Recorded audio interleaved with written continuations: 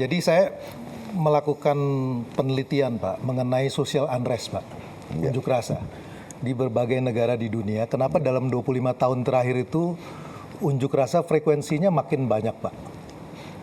Temuan yang menarik itu adalah ada hubungan yang sangat kuat antara menyusutnya kelas menengah dengan unjuk rasa. Itu terjadi di Latin Amerika, di Southeast Asia, termasuk di Indonesia, Pak. Ya. Nah, data kita yang terakhir itu menunjukkan sepanjang 2019 sampai 2024, Ya. itu kelas menengahnya menyusut, Pak. Ya. Nah, kita kalau lihat dari angka pengangguran, betul angka pengangguran kita itu turun, Pak. Ya. Tetapi sekarang tingkat pengangguran tertinggi adalah mereka yang educated. Ya. Apakah itu tamatan universitas, SMA, SMK. Nah, ini problem baru nggak hanya unik di Indonesia, di seluruh dunia, Pak. Karena pertumbuhan ekonomi itu menciptakan lapangan kerja, tapi informal, Pak. 80% dari lapangan kerja yang tercipta tahun 2019 sampai 2024 itu informal, Pak. Dan upahnya itu sekitar $120 sebulan. Nah, Bapak bisa bayangkan, mereka terdidik, mereka muda, mereka punya informasi, YouTube segala macam. Ini kemudian bisa jadi potensi dari social unrest. Dulu di tahun 90 Pak, isu inequality itu mungkin samar buat orang. Tapi dengan sosial media itu berubah menjadi daily reality show Pak. Karena dia bisa lihat bagaimana cara hidup orang. Nah karena itu saya concern ya, kalau penciptaan lapangan kerja kita ini informal, ini bisa jadi soal ke depan. Apa yang kira-kira Bapak Presiden akan lakukan untuk address supaya lapangan pekerjaan ini yang tercipta adalah lapangan pekerjaan yang decent, Pak. Tidak hanya sekedar create jobs, but create good jobs. Mungkin itu, Pak. Justru inilah yang saya sedang lakukan. Justru ini. Makanya saya menyampaikan waktu saya maju sebagai presiden, saya tidak bicara lagi pembangunan bangsa, saya bicara transformasi bangsa. Yang terjadi adalah deindustrialisasi. Yang terjadi adalah uang Indonesia tidak tinggal di Indonesia. Saya ingin hilirisasi. That's the only way. Kita tidak boleh ekspor lagi bahan mentah.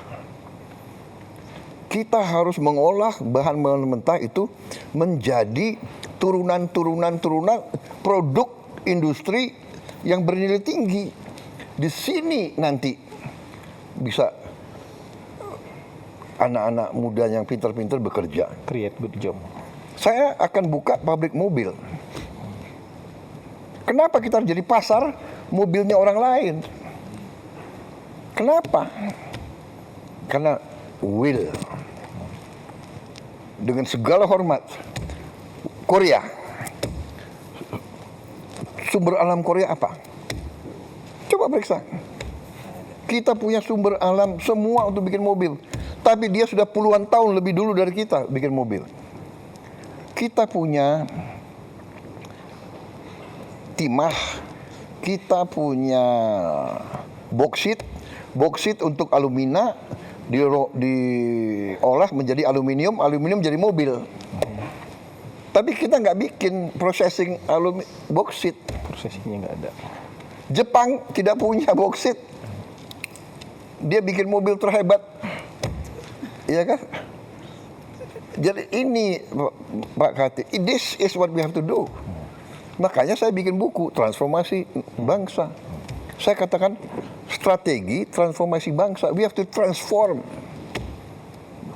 There is no other way. Untuk kita industrialisasi, kita harus melakukan ratusan pabrik. Itu yang kita sebut pohon industri. Dan kita sudah map out. We have a plan actually. Pohon industri untuk semua komoditas penting yang kita punya. Kelapa saja ternyata di negara manapun dianggap suatu miracle crop. Minyak VCO, virgin coconut oil, itu dianggap anti cancer. Di Amerika saya punya teman-teman jenderal-jenderal Amerika, dia minum tablet virgin coconut oil yang dibikin bubuk jadi tablet. Tiap makan dia minum itu. Harga kelapa itu tinggi sekarang. Kita baru punya 1-2 pabrik kelapa. Selama ini kita ekspor kelapa gelondongan. Iya, betul. Kelapa. Hampir semua komoditas. Ya, kita punya kopi terbaik. Tapi kita import Starbucks, ya, Nestle, Nescafe, iya kan? Kita punya coklat terbaik. Tapi kita maaf, import, kita makan KitKat, kita makan Cadbury, ya kan? This is what we have to do. Jadi justru ini jawabannya adalah industrialisasi. Yang sekarang ini is actually to win time. To win time. Win time adalah kita harus hilangkan kemiskinan. Bahwa kelas menengah turun, saya yang ungkapkan. Saya ungkapkan di mana-mana. Itu yang menohok saya. Saya tadi bangga juga 7 tahun pertumbuhan 5%. Tahu, loh, pertumbuhan tapi orang miskin tambah. Kelas menengah kurang. Oh, there's something wrong with the system. Yeah. So you're exactly correct. We have to industrialize. And now it's not even industrialization. Now it's science. Ya.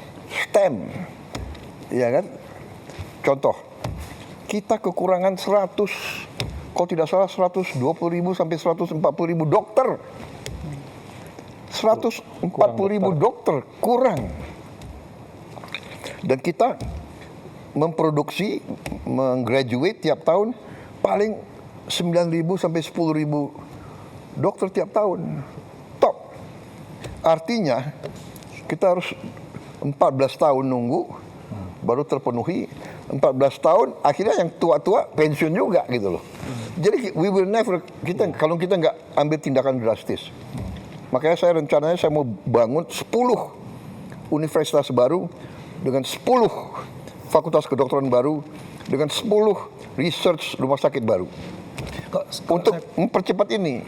Pak, saya boleh sedikit, Ya, Pak ya? ya. Problem dengan industri kita tuh competitiveness. Karena di sini, Pak, terus terang aja, uang nggak masalah, tapi masalah jadi uang, Pak. Jadi karena persoalannya di-create oleh birokrasinya begitu banyak. Bapak willing untuk lakuin deregulasi nggak, Pak, untuk itu, Pak? Oh, harus. Deregulasi harus.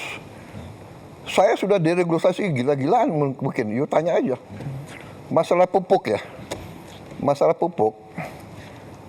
Saya menemukan ada 145 peraturan. Ini contoh ini. Ini salah satu yang harus salah satu prestasi pemerintah saya ya. Antara lain ini. Penyaluran pupuk. 145 peraturan. Ya. Jadi ada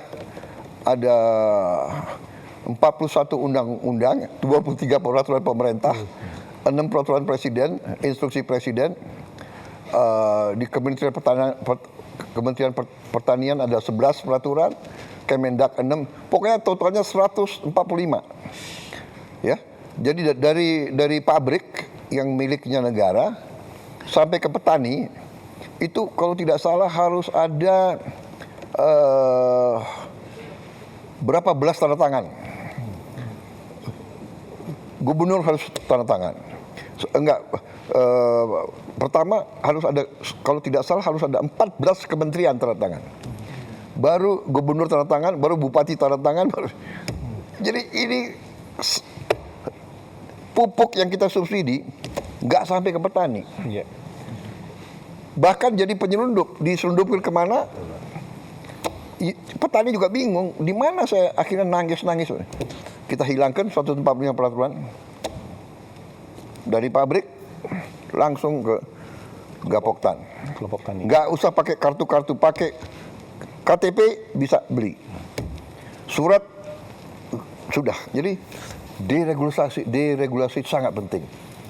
Ini semua dan akal-akalan ini, birokrasi ini akal-akalan. Sudah kita kurangi undang-undang, kita sudah perbaiki undang-undang, kita perbaiki ini peraturan presiden. Dia akal-akalan, dia bikin lagi apa namanya peraturan teknis. Pertek. akal-akalan lagi nih Pak. Ini aduh. Boleh klarifikasi Ya, satu nggak Bapak? Ini penting banget tadi. Satu aja klarifikasi ngikut. Tadi kan Bapak bilang industri mobil baru ya. Kan selama ini salah satu yang cukup berhasil industri mobilnya kan misalnya Toyota Kijang, Innova, itu kan komponen dalam negerinya lumayan banyak Bapak. Kan dibuat di Indonesia, Avanza bahkan kita ekspor. Apakah ini kita akan perkuat atau you are going to create something totally new? Ini kan sudah ada ya kan sejarahnya. gini ya. Toyota ini kan masih belum mau ke arah listrik. Oke, listrik Bapak ya? Listrik. Ekosistem baru. Ya. Nah, saya ingin total listrik. Kenapa? Dan saya ingin listriknya itu dari solar, dari matahari. Kenapa? Justru menghadapi ini. Kalau kita mau pakai mobil combustion engine, apa mobil bensin atau solar, masih tergantung lagi kita impor gitu loh. Jadi industri mobil dengan ekosistem baru ya, bukan yang Mobil sama motor. ya. Kita udah bikin simulasi. Waduh, savingsnya luar biasa. Ya.